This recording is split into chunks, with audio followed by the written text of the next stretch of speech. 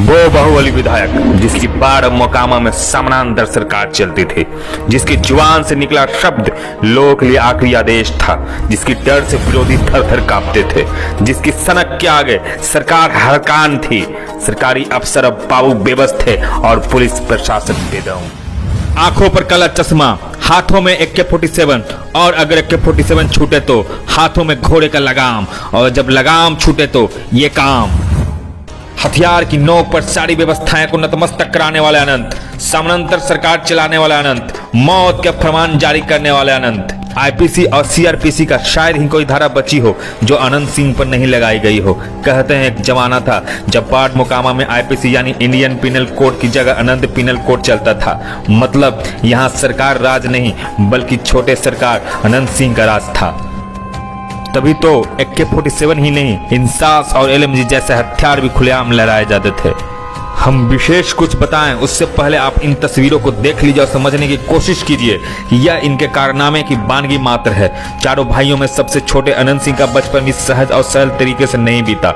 Of the record बात करते हुए विधायक जी खुद बताते हैं कि महज 9 साल की उम्र में ही उनको एक मामूली सी केस में जेल जाना पड़ा।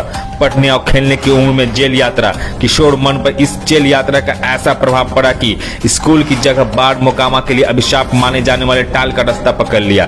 टाल का क्षेत्र में फसल का चोरी आम बात है। जेल से लौटे अनंत सिंह ने टाल में डेरा डाल दिया। मन ही मन में यह बात तय हो गई, किसी भी कीमत पर फसल को लूटने नहीं देंगे। इस मजबूत इरादे ने अनंत सिंह को कलम के जगह हथियार थमा दिया।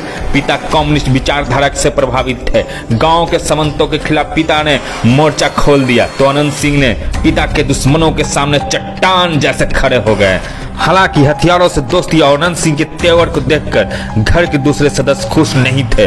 बहरहाल बंदूक के धमाकों से लोगों के दिलों में होने वाली दहशत से अनंत को एक रुतबा हासिल हो रहा था। कच्ची उम्र में मिले इस रुतबे से खुश होकर अनजाने में अनंत के कदम अपराध की अंधेरी दुनिया की ओर बढ़ गए। अनंत को पता ही नहीं था कि अपराध की दुनिया में आने वाला रास्ता वन वे है। आना तो आसान लेकिन लौटना मुश्किल ही नहीं नामुमकिन है। अनंत सिंह के बड़े भाई ब्रंचित सिंह की हत्या स्थानीय अपराधियों ने कर दी। भाई की हत्या से विचलित अनंत ने मानव शराफत की दुनिया से नाता ही तोड़ दिया।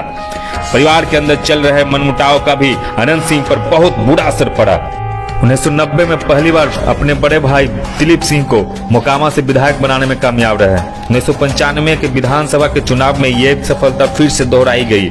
इस जीत के बाद अनंत सिंह का कद और बढ़ा। लालू प्रसाद के माई समीकरण के बाद मोकामा से दिलीप सिंह की दूसरी जीत अनंत सिंह की बड़ी उपलब्धि मानी गई। दिलीप सिंह पटना में मंत्री भी बनाए गए।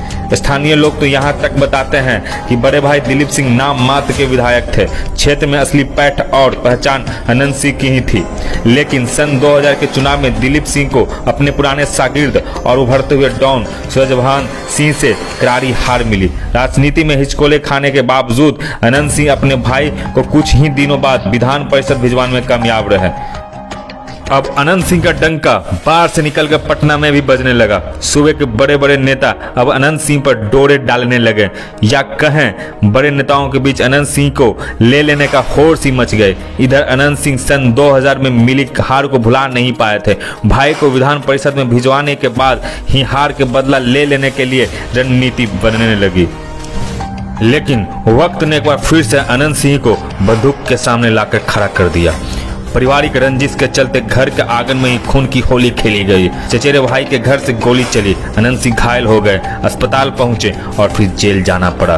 2005 के चुनाव के पहले से ही यह आभास होने लगा था कि लालू यादव के 15 साल पुरानी सरकार को नीतीश कुमार जमीनी चुनौती देने वाले हैं।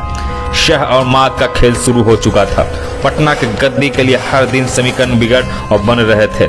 इस दौरान अनंत सिंह जेल में थे। उनकी गैर मौजूदगी में STF की टीम उनके घर पर छापा मारा।